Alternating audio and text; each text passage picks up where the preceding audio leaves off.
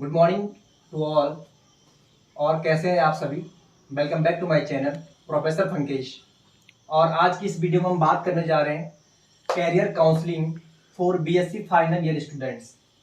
Last year का जो मैंने वीडियो पोस्ट किया था, आपको बधाई संदेश जो दिया था, उसमें जो है मुझे कुछ बच्चों के जो है मैसेज प्राप्त हुए कि सर आप एक वीडियो जो है कैरियर काउंसलिंग तो बना दीजिए कि हमारा जो जिनका बीएससी फाइनल हो गया है और आगे हमारे लिए क्या क्या क्या अपॉर्चुनिटीज है और किस फील्ड में हमारे लिए जाना जो है सही रहेगा, जिससे कि हमें एक सही दिशा मिल सके और हम अपने मंजिल को जो है प्राप्त कर सके।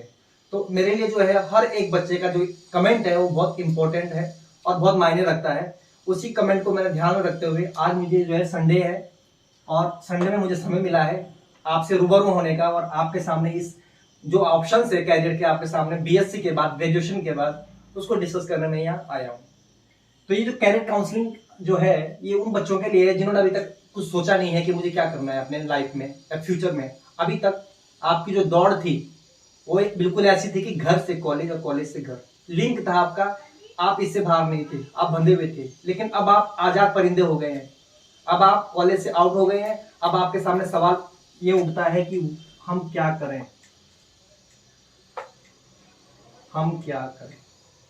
हमारे लिए क्या करना सही रहेगा। तो ऐसे में मैं आपका मार्गदर्शन करने आया हूँ। वैसे एक्चुअली होता क्या है, जब हम ग्रेजुएशन में फर्स्ट ईयर में एडमिशन लेते हैं तो एडमिशन में लेते हैं तो वहीं उसी टाइम हमें जो अपना गोल फिक्स कर लेना चाहिए कि मुझे एक्चुअली करना क्या है। क्योंकि जब हम अपना गोल सेट कर लेते हैं तो उसी के अकॉर्डिंग फिर हम अपनी पढ़ाई करते हैं ग्रेजुएशन की कि मुझे ग्रेजुएशन के बाद ये करना है और ये करना है। लोग आप पूछ रहे हो कि हमें क्या करना है आफ्टर बीएससी, जब आपकी बीएससी कंप्लीट हो गई है। जबकि ये चीज जो है आपको जब आप फर्स्ट ईयर में आए थे उसी टाइम में आपको अपना गोल जो है फिक्स कर लेना था। गोल अपना फिक्स कर लेना था कि मुझे लाइफ में करना क्या है। अगर मैं अपनी बात करूं, मैं 12th पास आउट हुआ 2012 में। उसके बाद मैं अपने भैया के साथ आया पढ़ने के लिए, हायर स्टडीज के लिए देहरादून आया। तो वहां मेरे भैया जो थे वो मेरे मेंटर थे, एक तरह से हर चीज में मुझे गाइड करते थे। क्योंकि मैं उस टाइम छोटा था और स्कूल से निकला हुआ बच्चा क्या होता है, स्कूल से निकला हुआ बच्चा जो है मार्ग भटकता है। और जब वो मार्ग भटकता है तो यदि उसको पथ प्रदर्शक मिल जाए, जो सही मार्ग पे चलाने वाले मिल जाए, तो वो सही मार्ग पे चल के एक अच्छी जगह पहुंच सकता है। वैसा ही ठीक मेरे साथ हुआ। जब मैं 2012 में पास आउट होके कॉलेज में मैंने एंट्री करी तो मेरे भैया ने मेरे माइंड पहले सेट कर दिया था बीएससी फर्स्ट ईयर में कि तुझे आगे जाके एमएससी करना है। एमएससी करना है और किससे करना है, आईआईटी से करना है। बीएचयू का भी तुम एंट्रेंस दोगे। आईआईटी जैम एक एग्जाम होता है, मेरे भैया ने कहा था, मुझे नहीं पता था। एक एग्जाम होता है जो आईआईटी करवाता है एमएससी करवाने के लिए। तुम्हें एमएससी करनी है और एमएससी करके तुम अपना ओएनजीसी में जाना है या फिर कॉलेज में प्रोफेसर बनना है। तो उसके लिए एमएससी मिनिमम क्वालिफिकेशन थी, ये मेरे भैया ने मुझे कहा था। तो मेरे भैया ने साथ में ये भी कहा मुझे कि एमएससी में यदि एडमिशन चाहिए तुम्हें तो उसके लिए परसेंटेज रखना पड़ता है। आपको पता है हमारे कॉलेज में भी क्या है, जहां हम पढ़ा रहे हैं 80 से नीचे परसेंटेज नहीं आती है, 80 90। और सीटें सबसे कम होती है, टोटल 25 सीट्स है यहाँ फिजिक्स में। सोचो, जहां बीएससी में 320 सीटें होती है हमारे पास, वहां एमएससी में उसका एक 10% भी नहीं है, 25 सीटें हैं ओनली। तो 25 सीटें और कैंडिडेट कितने आ जाते हैं, 80 90। तो कितने एडमिशन ले पाएंगे, मुश्किल से 25 ही तो ले पाएंगे, बाकी के तो छंट जाएंगे ना। तो ऐसे में कंपटीशन हो जाता है। तो इस कंपटीशन को कवर करने के लिए भैया ने मुझे पहले बता दिया था कि तुम्हें अपना परसेंटेज इस प्रकार से रखना है कि तुम्हें जो है एडमिशन मिल जाए कॉलेज में। बाकी तुम एंट्रेंस तो दोगे ही, आईआईटी का एंट्रेंस भी दोगे, जेएनयू का भी दोगे और बीएचयू का भी दोगे। ठीक है, तो मेरे माइंड में वो बात क्लिक कर गई। तो मैंने अपनी पढ़ाई उस तरह से करी, अपनी बेस जो है बीएससी में फिजिक्स केमिस्ट्री मैथ्स को क्लियर करे और इस तरह से क्लियर करे कि अपना जो परसेंटेज था वो अपना इस तरह से रहा कि मुझे एडमिशन मिल गया। हमेशा एक बात याद रखें, जब मैं पढ़ता था, अपनी बात आपसे साझा कर रहा हूं, क्या पता आपके साथ भी ऐसा होता हो। तो जब मुझे कहा गया कि एक सब्जेक्ट से तुम एमएससी करो तो एक सब्जेक्ट अपना परफेक्ट कर लेना, तो अगर मैं स्टूडेंट की नजरों से देखूं तो मुझे फिजिक्स भी टफ लग रहा था, केमिस्ट्री भी टफ लग रहा था और मैथ भी टफ लग रहा था। फिर मुझे ये लगा कि मैं करूंगा किससे, फिर अरे ये तो मुझे तीनों ही टफ लग रहे हैं, मैथ मेरी पहले से वीक रही है, ये सच्चाई है। तो इसमें तो मैंने सोच लिया था कि मुझे इससे नहीं करनी। अब बात आती है केमिस्ट्री की। केमिस्ट्री की रिएक्शंस थी, अब उसमें कौन सा रिएक्टेंट डालना है, कौन सा रिएजेंट डालना है जिससे जो है ये रिएक्शन इनहांस हो जाए, ये रिएक्शन हो जाए, या इसके जो मैकेनिज्म होते थे बड़े बड़े, Cannizzaro reaction, Gabriel phthalimide reaction, इस तरह से बड़ी बड़ी रिएक्शंस होती थी। अब उनका मैकेनिज्म मुझे मेरे से बन ही नहीं पाता था, करता तो था मैं, लेकिन अगर जिसमें सेटिस्फेक्शन होता ना वो ऐसा नहीं कर पाता था। तो बचा खुचा क्या, फिजिक्स, क्योंकि हम तो छात्र थे किसके, पीसीएम के। केमिस्ट्री भी रिजेक्ट कर दिया था, मैथ भी रिजेक्ट, तो फिजिक्स बचा। तो मैंने सोचा कि अब कुछ नहीं बचा मेरे सामने, सिर्फ एक ऑप्शन बचा है फिजिक्स का। अब यदि मैं फिजिक्स में ध्यान नहीं लगाऊंगा तो फिर मैं एमएससी नहीं कर पाऊंगा, क्योंकि फिर ऐसे तो फिर सारे सब्जेक्ट ही टफ हैं। तो इसी बात को ध्यान में रखते हुए मैंने फिर फिजिक्स में मेहनत करी। फिजिक्स में डेरिवेशंस थे, न्यूमेरिकल्स थे और कंसेप्ट्स थे। कोचिंग लिया, अपने कंसेप्ट्स क्लियर किए, और फिर जब मैं फाइनल ईयर में आया, एक फॉर्म आता है आईआईटी जेएम का। जेएम का मतलब होता है joint admission for MSc, joint admission for MSc. ये जो है जितने भी आईआईटी है भारत के अंदर वो करवाते हैं। जिसका ये एग्जाम क्लियर होता है वो डायरेक्ट जो है अपना उसकी काउंसलिंग होती है, और काउंसलिंग के बाद उसको ज्वाइनिंग मिल जाती है, वो अपना एलिजिबल हो जाता है किसी भी आईआईटी से एमएससी करने के लिए, जो उसे काउंसलिंग में कॉलेज अलॉट होगा। तो मेरे भैया ने मेरे से ये फॉर्म भरवाया, मैंने कोई कोचिंग नहीं ली, नो कोचिंग, लेकिन एक बुक ली थी, उस बुक से पढ़ा और मेरा ये एग्जाम क्वालिफाई हो गया। बड़ी भयंकर मेरिट जाती है, 100 नंबर का पेपर था, 100 में से मेरे 12 नंबर थे, और मेरिट जो गई थी वो गई थी 8 नंबर। 100 में से 8 नंबर मेरिट के और 12 नंबर मेरिट थे, मेरे आ रखे थे। लेकिन जब मैंने काउंसलिंग भरी तो काउंसलिंग मुझे कॉलेज अलॉट नहीं हो पाया। क्यों? क्योंकि मैंने कोचिंग नहीं ली थी। तो उस वजह से यदि मैंने कोचिंग ली होती तो क्या पता ये 12 से मेरे 18 आ जाते और मुझे कॉलेज मिल जाता। कोई बात नहीं, लेकिन मैंने इसको क्वालिफाई कर दिया था। अब बात करते हैं बीएचयू की। पूरे भारतवर्ष में एक यूनिवर्सिटी है, बनारस हिंदू यूनिवर्सिटी, जो कि किसमें है, वाराणसी में है, जिसको बनारस भी कहते हैं, काशी भी कहते हैं। इसका भी मैंने एंट्रेंस दिया, दिल्ली में एंट्रेंस था, इसमें मेरा सिलेक्शन हुआ। काउंसलिंग में मैं वहां गया बीएचयू में, एसएन बोस हॉल जो है वाराणसी में, काउंसलिंग हुई, कॉलेज अलॉट हो गया, कॉलेज मिल गया। लेकिन कुछ हेल्थ इशू की वजह से मुझे ये कॉलेज छोड़ना पड़ा, हालांकि मैंने इसको भी निकाला एमएससी के लिए। फिर बात करते हैं जेएनयू की, जवाहरलाल नेहरू यूनिवर्सिटी दिल्ली। इसका भी मैंने एंट्रेंस दिया, लेकिन ये इतना टफ लगा मुझे। इसमें टोटल 25 क्वेश्चन थे, जस्ट 25 क्वेश्चन, और 3 आवर का ये पेपर था, और एक क्वेश्चन के 5 ऑप्शन दे रहे थे, A B C D E. इंसान सोचे तो सोचे कहां तक। तो इसमें मेरा सिलेक्शन नहीं हुआ जेएनयू में। अब बीएचयू, बनारस हिंदू यूनिवर्सिटी और आईआईटी दोनों में सिलेक्शन हो रखा था। तो बाद में हेल्थ इशू की वजह से मैं बीएचयू ज्वाइन नहीं कर पाया, लेकिन देहरादून में डीएवी पीजी कॉलेज है और डीबीएस पीजी कॉलेज है, जहां पे जो है मात्र एक सीट होती है, एक सीट होती है एमएससी के लिए। तो वहां मेरा सिलेक्शन हो गया दोनों कॉलेज में, तो मैंने वहां से ज्वाइन कर लिया था। कहने का मतलब ये था, इस एग्जाम्पल से मैं आपको बताना चाह रहा हूं कि जब आपका गोल जो है फर्स्ट ईयर से ही फिक्स हो जाना चाहिए था, ना कि अब आप सोच रहे हो आप फाइनल ईयर में कि मुझे अब क्या करना है। ये चीज तो आपको तब सोच लेनी चाहिए थी जब आप पास आउट होकर आए थे।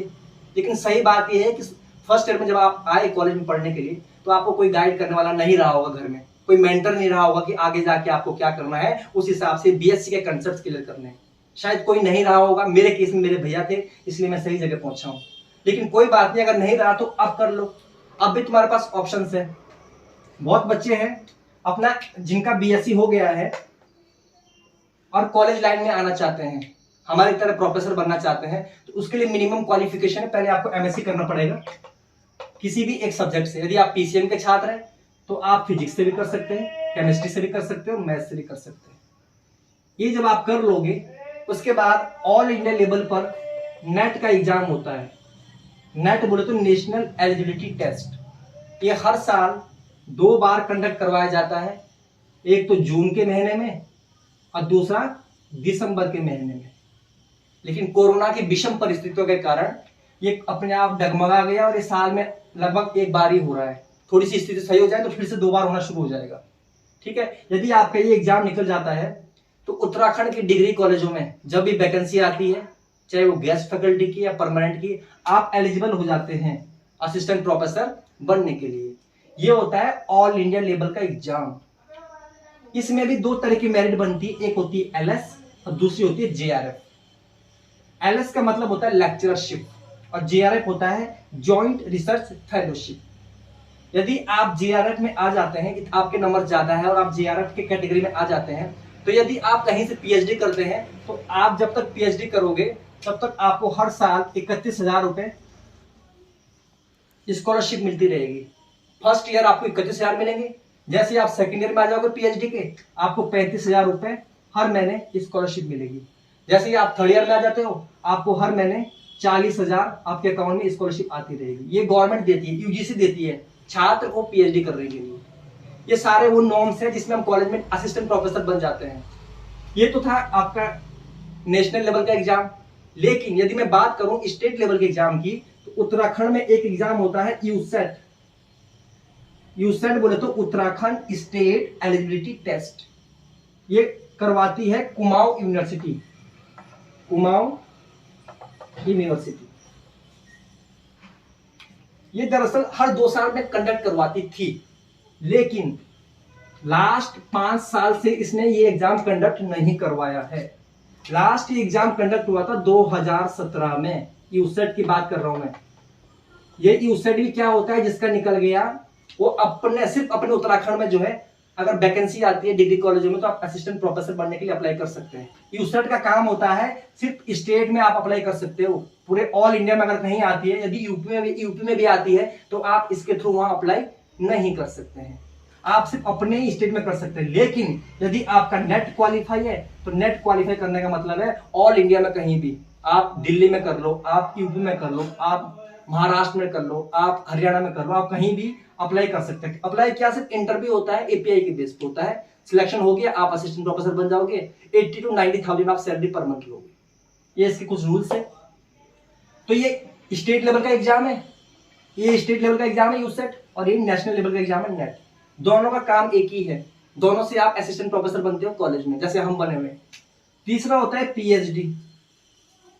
पीएचडी आप विदाउट नेट विदाउट यूसेट भी कर सकते हो, और विद नेट जेआरएफ करोगे तो इससे ये फायदा होगा कि आपको पैसा भी मिलता रहेगा, मनी पैसा भी मिलता रहेगा। 31,000 रुपए पहले साल, 35,000 दूसरे साल, तीसरे साल 40,000 रुपए, ये इस तरह का आपका रहेगा। तो ये कुछ आपके सामने ऑप्शंस है। यदि आपको प्रोफेसर बनना है तो आपको अब जिस तरह से आपका बीएससी हो गया है तो आप एमएससी करिए, चाहो तो फिजिक्स से, चाहो तो केमिस्ट्री से, चाहो तो मैथ्स से।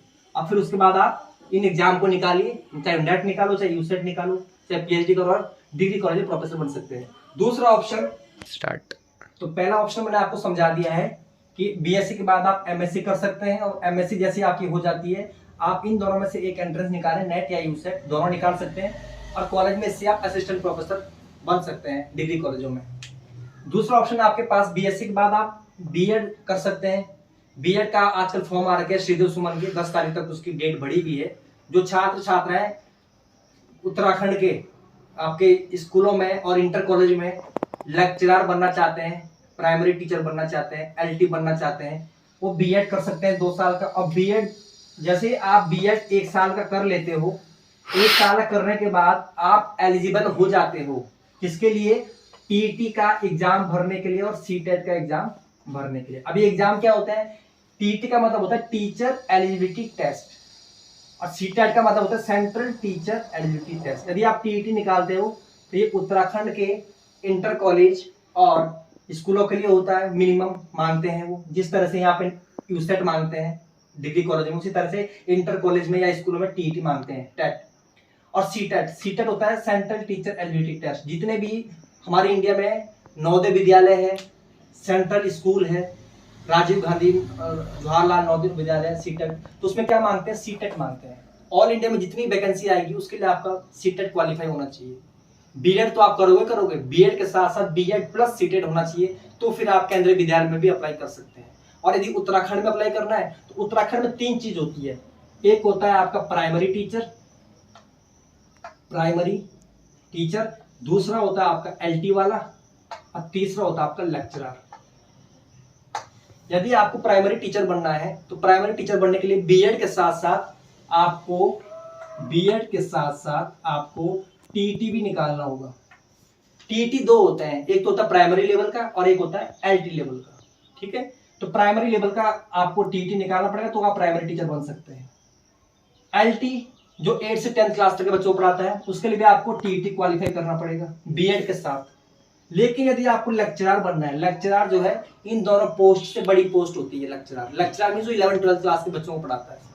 अगर आपको ये बनना है तो इसके लिए आपको किसी टीईटी की या किसी सीटेट को निकालने की जरूरत नहीं है। इसके लिए मिनिमम आपको बीएड होना चाहिए आपके पास करा हुआ, और बीएड के साथ साथ आपका पीजी होना चाहिए। पीजी समझते हो, एमएससी या फिर एमए या फिर एमकॉम। यदि आपका एमएससी, एमए या फिर एमकॉम इन तीनों में से कोई एक चीज करी हुई है और आपका बीएड भी करा हुआ है तो फिर आप लेक्चरर वाला फॉर्म भर सकते हैं। इसके लिए आपको जरूरी नहीं कि आपको टीईटी निकालना है, सीटेट निकालना, नो नीड। तो यदि प्राइमरी टीचर बनना है तो टीईटी निकालना पड़ेगा बीएड के साथ। एलटी बनना है तो भी आपको टीईटी चाहिए उसके लिए, और लेक्चरर बनना है तो लेक्चरर के लिए कोई टीईटी सीटेट की जरूरत नहीं है। आपको बीएड के साथ बस आपका पीजी होना चाहिए। PG means MSc, MCom, MA, कुछ भी एक चीज करी हुई होनी चाहिए। और एक बात याद रखो, यदि आपने टीईटी निकाल दिया एक बार तो वो हमेशा के लिए हो गया, हमेशा के लिए वैलिड है, वो वैलिड फॉर ऑल टाइम, हमेशा के लिए वैलिड। ऐसा नहीं कि आप हर साल फिर टीईटी निकाल लो, नहीं। आपके लिए सर्टिफिकेट आता है घर में, आप उसे रख सकते हो, और जब भी फॉर्म आता है तो आप अप्लाई कर सकते हो। तो ये था आपका स्कूल में टीचर बनने का सपना। पहले दिखाया हमने कॉलेज में टीचर बनने का, कॉलेज में प्रोफेसर बनने का सपना, फिर स्कूल में टीचर कैसे बनेंगे उसका सपना ये है, रास्ता ये है। तीसरा बात करते हैं अब हम यूपीएससी सिविल सर्विसेज की। सिविल सर्विसेज में अगर आप जाना चाहते हो, यदि आपको आईएएस बनना है, आईआरएस बनना है, आईएफएस बनना है, पीसीएस बनना है, उसके लिए बेटा आपको पेशेंस की जरूरत पड़ेगी। ठीक है, अक्सर जो यूपीएससी की तैयारी करता है बच्चा, उसको कम से कम 5 साल भी लग सकते हैं, 6 साल भी लग सकते हैं, 10 साल भी लग सकते हैं, और हो सकता है कि 2 साल भी ना लगे। ठीक है, तो civil services means, civil services का नाम ही होता है पेशेंस। आपको सब्र रखना होगा। अगर आप सब्र नहीं रख सकते और आप चाहते हैं कि जल्दी से जल्दी मुझे कोई गवर्नमेंट जॉब मिल जाए, तो फिर आप इस लाइन को सिलेक्ट ना करें, क्योंकि यहाँ तो टाइम लगेगा आपको।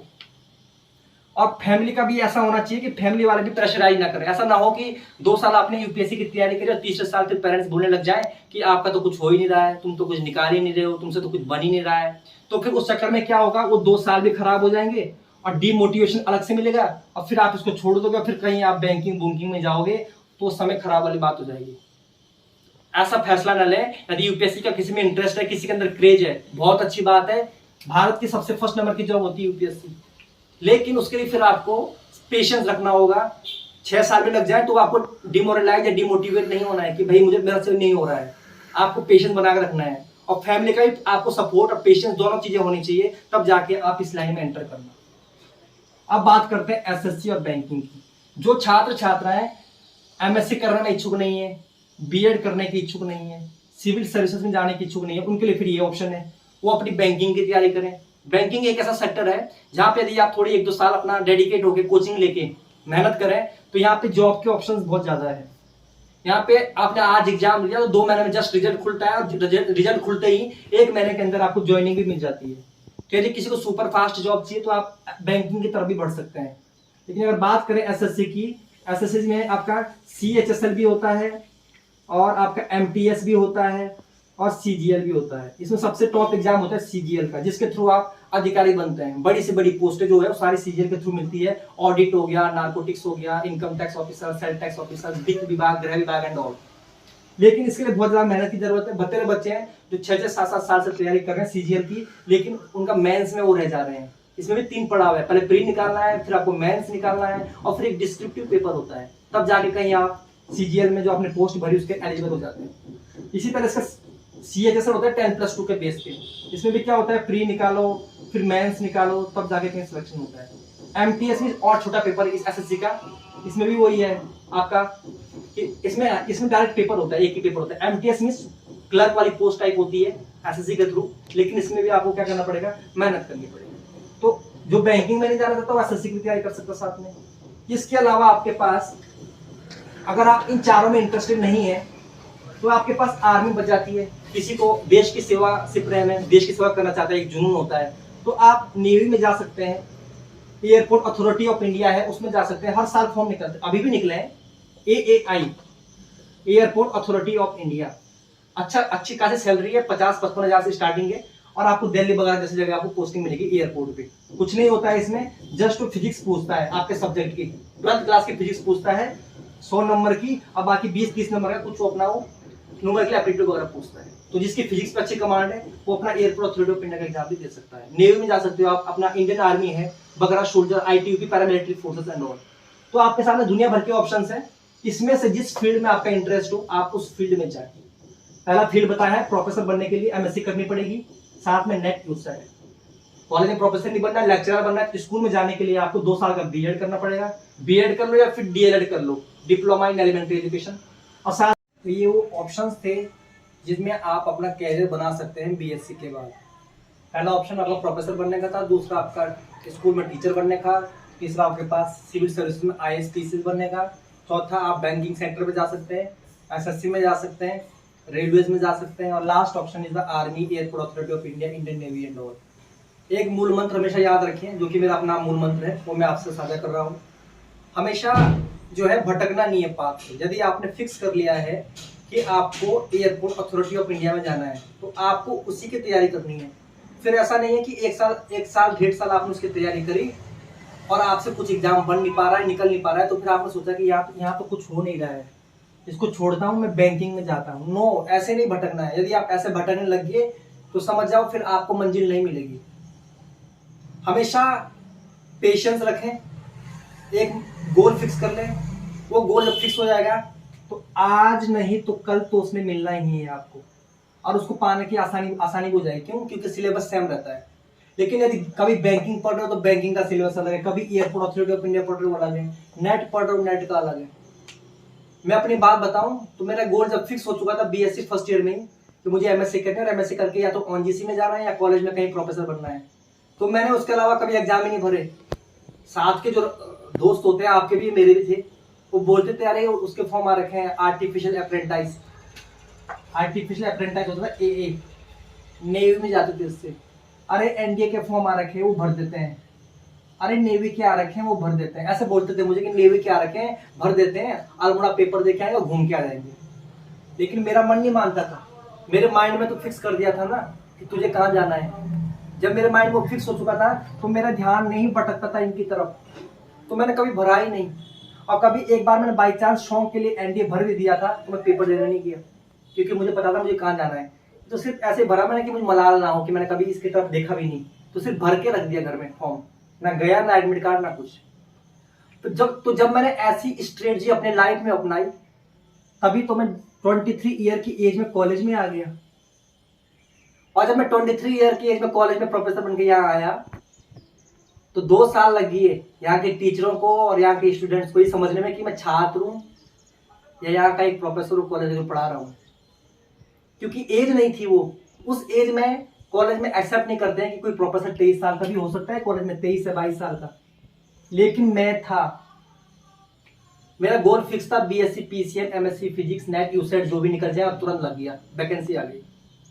ठीक है, तो जब हमारा गोल फिक्स होता है ना तो हमारी मंजिल मिलना बहुत आसान हो जाता है। और जब गोल फिक्स नहीं होता तो हम उलझते रहते हैं, जो जिसने बोला वो हम करते रहते हैं और अब मंजिल मिलना बहुत मुश्किल हो जाती है। तो आपके पास ये ऑप्शंस है, ये मेन ऑप्शन है जिसका मैंने जिक्र किया। इसके अलावा और भी ऑप्शंस हो सकते हैं, आप वहां भी ट्राई कर सकते हैं। तो आप मंथन करिए, एक रास्ते पे चलिए, उस रास्ते को फिक्स करो और चलते रहो। आज नहीं तो कल मंजिल मिलेगी और सक्सेस आपके कदम छूएगी। 100% सक्सेस आपको मिलेगी, लेकिन मंजिल क्या होनी चाहिए? एक मंजिल रखो। एक रखोगे तो कभी ना कभी मिलेगा वो, लेकिन उलझोगे तो कुछ नहीं कह सकते। तो 50-50 है, फिर जल्दी मिल भी सकते हो मिल भी नहीं सकती, लेकिन एक रखोगे तो मिलेगी। आप सभी को ऑल द वेरी बेस्ट आगे आने वाले फ्यूचर के लिए। इस पे ध्यान देना, इसको समझना, मंथन करना और अपने कैरियर की तरफ बढ़ना। मंजिल आपको, जैसे मुझे मेरी मंजिल मिली एक गोल के कारण, आपको भी मिलेगी। लेकिन आप अपना फिक्स करके, अपना मोटिवेट होके, अपना कंसंट्रेट होके पढ़े, लगे, फालतू चीजों में ध्यान हटाए और अपने कैरियर को देखें। कैरियर बन जाएगा, बाकी चीजें सारी होती रहेगी अपने आप। जिसका कैरियर बन गया दुनिया उसके पीछे घूमती है, जिसका नहीं है दुनिया उसके पीछे नहीं घूमती है। तो इन्हीं सभी बातों के साथ आज की कैरियर काउंसलिंग हम अपनी खत्म करते हैं। आप सभी को फ्यूचर के लिए ऑल द वेरी बेस्ट, शुभकामनाएं। और जिसने चैनल अभी तक सब्सक्राइब नहीं किया सब्सक्राइब करें। आगे भी आपको इसी तरह की नॉलेज भरी, ज्ञान भरी अपडेट्स इस चैनल के थ्रू मिलते रहेगी। Thank you so much.